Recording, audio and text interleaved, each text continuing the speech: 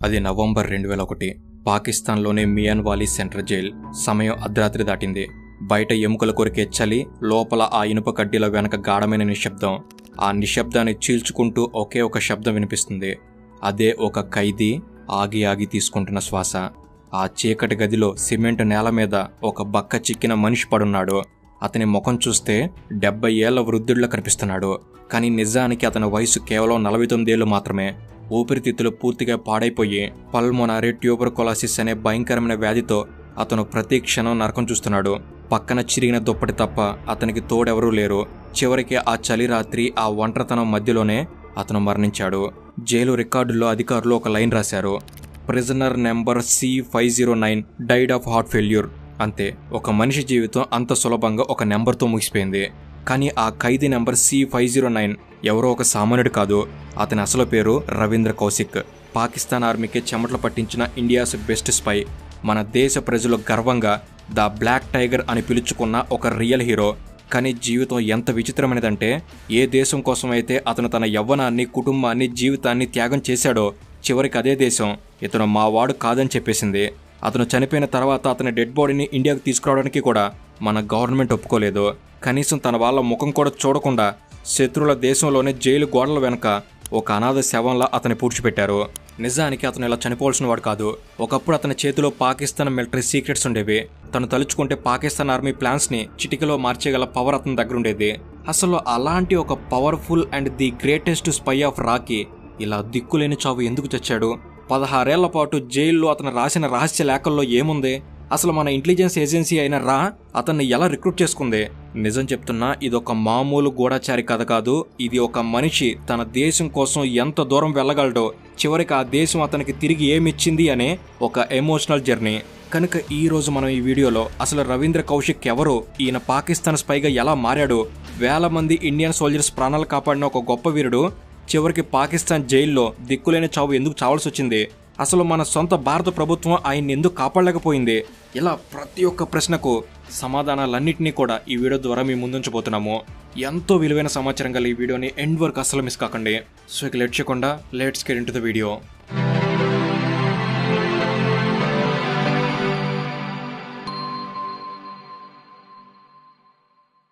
1952లో రాజస్థాన్లోని శ్రీ గంగానగర్ అనే ఊర్లో రవీంద్ర కౌశిక్ పుట్టారు. ఇది మామూలు ఊరు కాదు. ఇండియా పాకిస్తాన్ బోర్డర్కి చాలా దగ్గరగా ఉండే ప్రదేశం. వీరిది పంజాబీ కుటుంబం కావడంతో ఇంట్లో పంజాబీ మాట్లాడేవారు. బయట హిందీ మరియు రాజస్థానీ మిక్స్ అయిన భాష ఉండేది. ఈ మిక్స్డ్ కల్చర్ వల్ల రవీంద్ర కౌశిక్ చిన్నప్పటి నుంచి ఈ భాషల్ని చాలా సులభంగా నేర్చుకోగలిగేవాడు.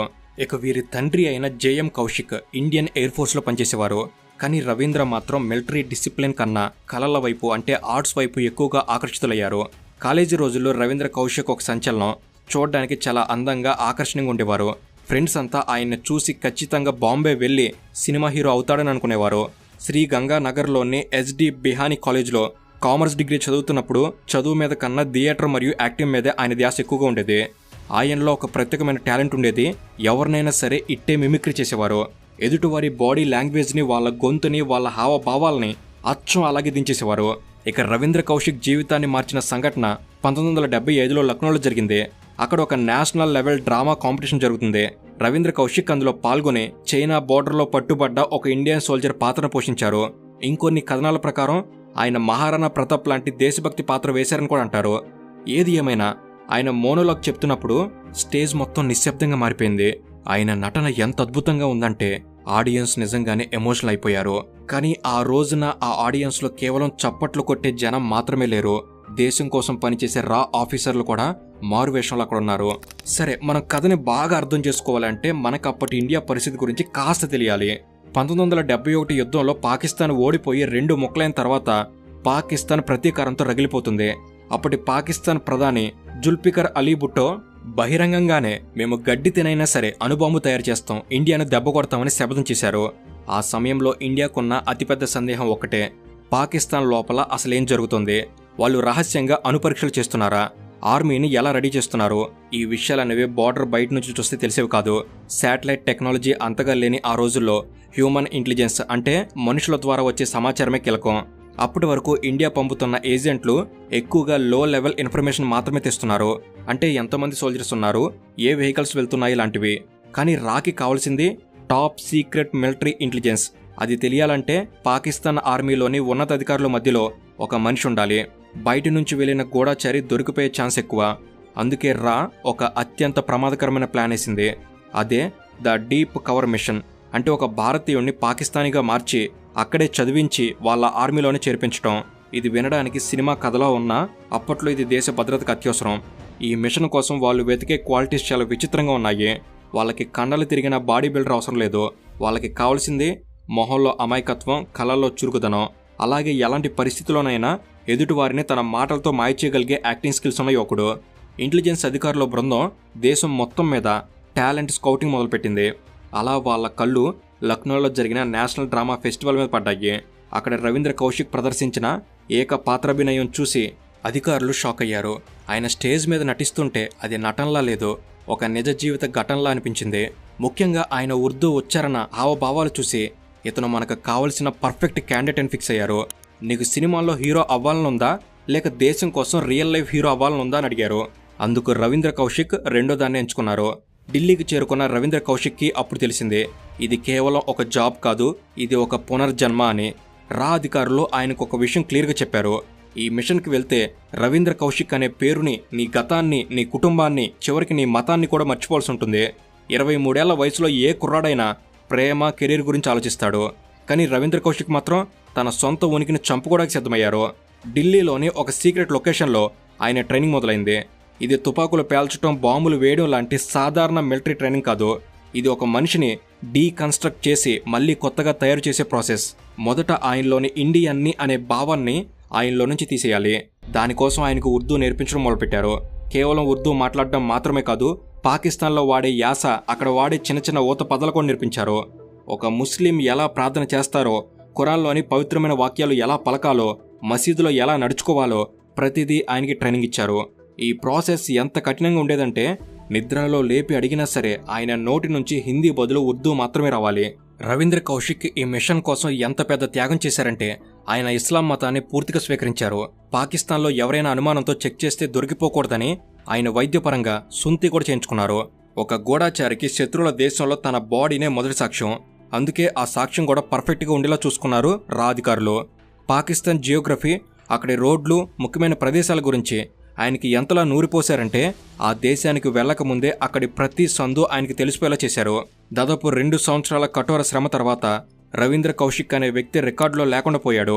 ఆయన స్థానంలో నబీ అహ్మద్ షాకీర్ అనే కొత్త వ్యక్తి పుట్టాడు. ఇస్లామాబాద్ నివాసి అని చెప్పేలా పక్కాగా ఫేక్ డాక్యుమెంట్స్ రెడీ అయ్యాయి. ఆయన పాస్పోర్ట్, ఐడి కార్డులు, స్కూల్ సర్టిఫికేట్లు అన్ని ఒరిజినల్ పాకిస్తాన్ సిటిజన్ లాగానే క్రియేట్ చేశారు. 1975లో రవీంద్ర కౌశిక్ తన తల్లిదండ్రులకి, స్నేహితులకి చెప్పకుండా తన గతాన్ని ఇండియాలోనే వదిలేసి నబీ అహ్మద్ షాకీర్గా పాకిస్తాన్ బోర్డర్ దాటారు. ఇక అసలైన ఆట అప్పుడే మొదలైంది. 1975లో రవీంద్ర కౌశిక్ బోర్డర్ దాటి పాకిస్తాన్ గడ్డ మీద అడుగుపెట్టారు. అప్పటి నుండి రవీంద్ర కౌశిక్ చనిపోయాడు. నబీ అహ్మద్ షాకీర్ మాత్రమే బతుకున్నాడు. పాకిస్తాన్ వెళ్ళగానే ఆయన ఎక్కడో దాక్కోలేదు, చీకటి గదుల్లో రహస్యంగా బతకలేదు. దానికి పూర్తి విరుద్ధంగా ఆయన అక్కడ సమాజంలో చాలా యాక్టివ్గా కలిసిపోయారు. కరాచీ యూనివర్సిటీలో చేరి LLB డిగ్రీలో అడ్మిషన్ తీసుకున్నారు. అక్కడ లోకల్ స్టూడెంట్స్తో ఫ్రెండ్షిప్ చేశారు. వాళ్ళతో ఉర్దూలో అనర్గళంగా మాట్లాడారు. పాకిస్తాన్ పాలిటిక్స్ గురించి డిబేట్లు చేశారు. ఆయన ప్రవర్తన ఎంత న్యాచురల్గా ఉండేదంటే క్లాస్మేట్స్కి కానీ, ప్రొఫెసర్స్కి కానీ కనీసం చిన్న అనుమానం కూడా రాలేదు. ఒక ఇండియన్ గూఢాచారి తమ మధ్యలో కూర్చొని లా డిగ్రీ చదువుతున్నాడని వాళ్ళు కళ్ళ కూడా ఊహించలేదు. కానీ రవీంద్ర కౌశిక్ టార్గెట్ కేవలం ఒక డిగ్రీ మాత్రమే కాదు, ఆయన లక్ష్యం చాలా పెద్దది. పాకిస్తాన్ ఆర్మీలో చేరడం ఇది మామూలు విషయం కాదు, ఆత్మహత్యతో సమానం. ఎందుకంటే ఆర్మీ రిక్రూట్మెంట్లో జరిగే బ్యాక్గ్రౌండ్ చెక్స్ చాలా కఠినంగా ఉంటాయి. వాళ్ళు ఇంటి అడ్రస్, ఫ్యామిలీ హిస్టరీ, చిన్నప్పటి స్కూల్ రికార్డ్స్ అన్నీ వెతుకుతారు. కానీ రా క్రియేట్ చేసిన బ్యాక్ స్టోరీ ఎంత పర్ఫెక్ట్గా ఉందంటే పాకిస్తాన్ ఆర్మీ ఆఫీసర్లు కూడా మోసపోయారు. అలా చివరికి రవీంద్ర కౌశిక్ పాకిస్తాన్ ఆర్మీకి సెలెక్ట్ అయ్యారు. కేవలం సెలెక్ట్ అవడమే కాదు, అక్కడ మిలిటరీ అకాడమీలో ట్రైనింగ్ పూర్తి చేసుకుని పాకిస్తాన్ సైన్యంలో ఒక కమిషనర్ ఆఫీసర్గా బాధ్యతలు తీసుకున్నారు. ప్రపంచ గూఢచారి చరిత్రలోనే ఇది ఒక అరుదైన ఫీట్. ఒక శత్రువు ఆ దేశపు ఆర్మీలో ఆఫీసర్గా ఉండడం అంటే మాటలు కాదు. గూఢచారి జీవితంలో అత్యంత ప్రమాదకరమైన మరియు ఎమోషనల్ అధ్యయనం ఏదైనా ఉందంటే అది ప్రేమ మరియు పెళ్లి. రవీంద్ర కౌశిక్ పాకిస్తాన్లో కేవలం ఒక స్టూడెంట్ గానో లేదా బ్యాచులర్ ఆర్మీ ఆఫీసర్ గానో ఉండిపోతే ఎప్పటికైనా అనుమానం వచ్చే అవకాశం ఉంది. సమాజంలో మనపై ఎవరికి అనుమానం రాకూడదు అంటే అందరిలాగే మనకి కూడా ఒక కుటుంబం ఉండాలి. అందుకే తన కవర్ని, ఐడెంటిటీని 100% పర్ఫెక్ట్ చేసుకోవడానికి రవీంద్ర కౌశిక్ పెళ్లి చేసుకోవాలని నిర్ణయించుకున్నాడు. కానీ ఇది కేవలం ఒక స్ట్రాటజీ మాత్రమే కాదు, ఏళ్ల తరబడి ఒంటరిగా శత్రువుల మధ్య బతుకుతున్న ఒక మనిషికి తోడు కావాలనే అవసరం కూడా ఉండొచ్చు. ఆయన పరిచయం అమానత్ అనే అమ్మాయితో జరిగింది. అమానత్ ఒక సాధారణ పాకిస్తానీ కుటుంబానికి చెందిన అమ్మాయి. ఆమె తండ్రి అక్కడ ఆర్మీలోని టైలరింగ్ లేదా టెక్స్టైల్ డిపార్ట్మెంట్లో పనిచేసేవారని కొన్ని కథనాలు చెప్తున్నాయి. రవీంద్ర కౌశిక్ అప్పటికే ఆర్మీలో ఆఫీసర్గా స్థిరపడ్డారు. చూడ్డానికి అందగాడు, మంచి ఉద్యోగం, పైగా ఉర్దూలో కవితలు చెప్పగల నేర్పు. దాంతో అమానత్ ఆయనతో ప్రేమలో పడడం చాలా సహజంగా జరిగింది. కానీ ఇక్కడ మనం రవీంద్ర కౌశిక్ మానసిక స్థితిని అర్థం చేసుకోవాలి. ఆయన అమానత్ని నిజంగానే ప్రేమించుండొచ్చు, కానీ ఆ ప్రేమ పునాదులు మాత్రం అబద్ధం మీద ఉన్నాయి. తన అసలు పేరు రవీంద్ర అని, తాను ఇండియా నుంచి వచ్చిన గూఢచారని ఆ అమ్మాయికి తెలీదు. ఆమె ప్రేమిస్తుంది నబీ అహ్మద్ షాకీర్ అనే ఒక పాకిస్తానీని. ఇక వారి పెళ్లి చాలా ఘనంగా సాంప్రదాయ పద్ధతిలో జరిగింది. ఒక హిందూ కుటుంబంలో పుట్టిన రవీంద్ర కౌశిక్ ఒక మౌలవి సమక్షంలో నికా చేసుకున్నారు. ఆ క్షణం ఆయన మనసులో ఎన్ని అలజడులు రేగాయో ఎవరికి తెలీదు. అమానత్ కళ్ళల్లో ఆనందం కనిపిస్తుంటే రవీంద్ర కౌశిక్ మనసులో మాత్రం ఒక తెలియని భయం, అపరాధ భావం ఉండి ఉంటాయి. ఎందుకంటే ఒకవేళ తను పట్టుబడితే తనతో పాటు ఈ అమ్మాయికపు అమ్మాయి జీవితం కూడా నాశనం అయిపోతుంది అని ఆయనకి తెలుసు. అయినా సరే దేశం కోసం ఆయన ఆ పాత్రని పోషించక తప్పలేదు. పెళ్లి తర్వాత వారి బంధం ఇంకా బలపడింది. వారికి ఒక మగబిడ్డ పుట్టాడు. ఒక గూఢచారికి పిల్లలు పుట్టడం అనేది బలాన్నిస్తుంది, అదే సమయంలో బలహీనతను కూడా పెంచుతుంది. అప్పటి వరకు రవీంద్ర కౌశిక్ కేవలం తన ప్రాణం గురించి మాత్రమే భయపడేవారు. కానీ ఇప్పుడు తన భార్య, తన బిడ్డ, వాళ్ళ భవిష్యత్ కూడా తన చేతుల్లోనే ఉంది. రవీంద్ర కౌశిక్ కూడా ఒకవైపు భర్తగా, తండ్రిగా నటిస్తూనే మరోవైపు ప్రతి రాత్రి దేశం కోసం సమాచారం సేకరించేవారు. ఇలా ఈ క్రమంలో ఆర్మీలో ఆయన ర్యాంకు పెరుగుతూ వెళ్ళింది. చివరికి ఆయన మేజర్ ర్యాంకుకి చేరుకున్నారు. భారతదేశం కోసం రవీంద్ర కౌశిక్ చేసిన సేవలు మామూలు గూఢచారులు చేసే పనులు లాంటివి కావు. సాధారణంగా స్పైస్ బయట ఉండి సమాచారం సేకరిస్తారు. కానీ రవీంద్ర కౌశిక్ ఏకంగా శత్రువు గుండెల్లో, అంటే పాకిస్తాన్ ఆర్మీలో మేజర్ ర్యాంక్ ఆఫీసర్గా కూర్చొని ఇండియాను కాపాడారు. 1979 నుండి 1983 వరకు ఆయన పంపిన సమాచారం అప్పటి ఇండియన్ ఇంటెలిజెన్స్ హిస్టరీలోనే గోల్డెన్ ఎరా అని చెప్పొచ్చు. ఆయన పాకిస్తాన్ ఆర్మీలోనే మిలిటరీ అకౌంట్స్ డిపార్ట్మెంట్లో పనిచేశారు. ఇది చాలా కీలకమైన విషయం. ఎందుకంటే యుద్ధం ఎప్పుడొస్తుంది, సైన్యం ఎక్కడికి కదులుతుంది అనే విషయాలు ఆర్మీ జనరల్స్ కన్నా ముందు అక్కడి బడ్జెట్ ఫైల్స్ చూసే ఆఫీసర్లకి తెలుస్తుంది. ఉదాహరణకి ఒకవేళ రాజస్థాన్ బోర్డర్ కోసం కొత్త ట్యాంకులు కొంటున్నా, లేదా చలి ప్రదేశాల కోసం స్పెషల్ జాకెట్స్ ఆర్డర్ చేస్తున్నా ఆ ఫైల్స్ అన్నీ రవీంద్ర కౌశిక్ టేబుల్ మీద నుండే వెళ్ళేవి. ఇక ఆయన అందించిన అత్యంత విలువైన సమాచారం పాకిస్తాన్ న్యూక్లియర్ ప్రోగ్రాం గురించి. 1970ల చివరిలో పాకిస్తాన్ రహస్యంగా అణుబాంబును తయారు చేయడానికి ప్రయత్నిస్తుంది. ఆ టైంలో ఇస్లామాబాద్కి దగ్గరలో ఉన్న కహుతా అనే ప్రాంతంలో జరుగుతున్న అణు ప్రయోగాల గురించి, అక్కడి ప్లాంట్ల బ్లూ ప్రింట్స్ గురించి రవీంద్ర కౌశిక్ ఇండియాకి సమాచారం అందించారు. అప్పటికి మన దగ్గర ఇప్పుడున్నంత అడ్వాన్స్డ్ శాటిలైట్స్ లేవు. పాకిస్తాన్ ఏం చేస్తుందో ఎవరికీ తెలియని పరిస్థితి. అలాంటి సమయంలో రవీంద్ర కౌశిక్ పంపిన టాప్ సీక్రెట్ రిపోర్ట్స్ వల్లే ఇండియా అలర్ట్ అయింది. పాకిస్తాన్ అణుప్రయోగాల్ని ప్రపంచం ముందు దోషిగా నిలబెట్టడానికి ఈ సమాచారం ఎంతగానో ఉపయోగపడింది. అంతేకాదు రాజస్థాన్ మరియు పంజాబ్ బోర్డర్లలో పాకిస్తాన్ ఆర్మీ వేస్తున్న ఎత్తుగడల్ని ఆయన ఎప్పటికప్పుడు రా హెడ్ క్వార్టర్స్కి పంపేవారు. రవీంద్ర కౌశిక్ పంపిన సమాచారం వల్ల దాదాపు 20,000 మంది ఇండియన్ సోల్జర్స్ ప్రాణాలు దక్కాయని అంచనా. ఎందుకంటే శత్రువు ఎప్పుడు ఎక్కడ దాడి చేస్తాడో తెలిస్తే మనం దాన్ని ముందే తిప్పికొట్టవచ్చు. ఆయన పనితీరు ఎంత అద్భుతంగా ఉండేదంటే ఆయన పంపిన ఇన్ఫర్మేషన్ ఏ రోజు తప్పు కాలేదు. ఢిల్లీలో కూర్చున్న రా అధికారులకి పాకిస్తాన్ ఆర్మీ ప్లాన్స్ అన్నీ ఓపెన్ బుక్లా మారిపోయాయి. ఆయన చేసిన ఈ అద్భుతమైన సాహసానికి ముగ్ధులైన అప్పటి ప్రధాని ఇందిరాగాంధీ గారు రవీంద్ర కౌశిక్ని పిలిపించి సత్కరించలేకపోయినా ఆయనకి ఒక పవర్ఫుల్ కోడ్ నేమ్ ఇచ్చారు. అదే ద బ్లాక్ టైగర్. చీకట్లో ఉంటూ శత్రువు కంటపడకుండా పులిలా వేటాడేవాడు అని దాని అర్థం. ఒక దేశ ప్రధాని ఒక గూఢచారికి బిరుదివ్వడం అనేది చాలా అరుదు. ఇలా రవీంద్ర కౌశిక్ ఇండియాకి ఒక అదృశ్య కవచంలాగా పనిచేశారు. ఆయన అక్కడ ఉన్నంతకాలం పాకిస్తాన్ ఆర్మీ ఏ ప్లాన్ వేసినా అది ఫెయిల్ అయ్యేది. ఇక 1983 సెప్టెంబర్ నెల, అప్పటి వరకు ఒక అద్భుతమైన సినిమా స్క్రీన్ ప్లేలా సాగిపోతున్న రవీంద్ర కౌశిక్ జీవితం ఒక్కసారిగా ఒక విషాదకరమైన మలుపు తిరిగింది. దీనికి కారణం పాకిస్తాన్ ఇంటెలిజెన్స్ గొప్పతనం కాదు, మన సొంత ఏజెన్సీ రా చేసిన ఒక చిన్న ఘోరమైన తప్పు. చరిత్రలో ఎన్నో సామ్రాజ్యాలు చిన్న చిన్న తప్పుల వల్లే కూలిపోయాయి. అలాగే రవీంద్ర కౌశిక్ అనే బ్లాక్ టైగర్ కథ కూడా ఒక చిన్న పొరపాటు వల్ల ముగిసిపోయింది. అప్పటికి రవీంద్ర కౌశిక్ పాకిస్తాన్ ఆర్మీలో చాలా కీలకమైన పొజిషన్లో ఉన్నారు. ఆయన పంపే సమాచారం చాలా హెవీగా ఎక్కువగా ఉండడంతో రా అధికారులు ఆయనకు తోడుగా మరొక లో లెవెల్ ఆపరేటివ్ని పంపాలని నిర్ణయించారు. అతని పేరు ఇన్యాత్ మసిహో. ఇక్కడే అసలు సమస్య మొదలైంది. రవీంద్ర కౌశిక్ లాగా ఇన్యాత్ మసిహోకి డీప్ కవర్ ట్రైనింగ్ లేదు. అతనికి పాకిస్తాన్ ఆర్మీ పద్ధతులు అక్కడి సైకలాజికల్ ప్రెజర్ తట్టుకునే శక్తి లేదు. కేవలం ఒక కొరియర్ బాయ్ లాగా రవీంద్ర కౌశిక్ దగ్గర సమాచారం తీసుకోవడానికి అతన్ని బోర్డర్ దాటించారు. కానీ విధి చిన్నచూపు చూసింది. ఇన్యాత్ మసిహో పాకిస్తాన్ బోర్డర్ దాడుతుండగానే అక్కడి రేంజర్లకు అనుమానం వచ్చి పట్టుకున్నారు. సాధారణంగా గూఢచారులు పట్టుబడినప్పుడు తమ రహస్యాలను కాపాడుకోవడానికి సైనైడ్ మింగి చనిపోతారు. కానీ ఇన్యాత్ మసిహో భయపడిపోయాడు. పాకిస్తాన్ ఇంటెలిజెన్స్ అధికారులు అతన్ని ఒక చీకటి గదిలోకి తీసుకెళ్లి నరకయాతన చూపించారు. 3rd డిగ్రీ ప్రయోగించేసరికి ఇన్యాత్ మసిహో ప్రాణభయంతో అసలు నిజాన్ని కక్కేశాడు. నేను ఒక్కడనే కాదు, మీ ఆర్మీలోనే ఒక పెద్ద ఆఫీసర్ ఉన్నాడు. అతను మా ఇండియాకు చెందిన సూపర్ స్పై అని చెప్పేశాడు. ఆ మాట వినగానే పాకిస్తాన్ అధికారులు ఆశ్చర్యపోయారు. తమ ఆర్మీలోనే ఒక శత్రువు ఇన్నేళ్లగా ఉన్నాడని తెలిసి వాళ్ళు షాక్ అయ్యారు. వెంటనే ఇన్యాత్ మసిహోని అడ్డం పెట్టుకుని ఒక వల పన్నారు.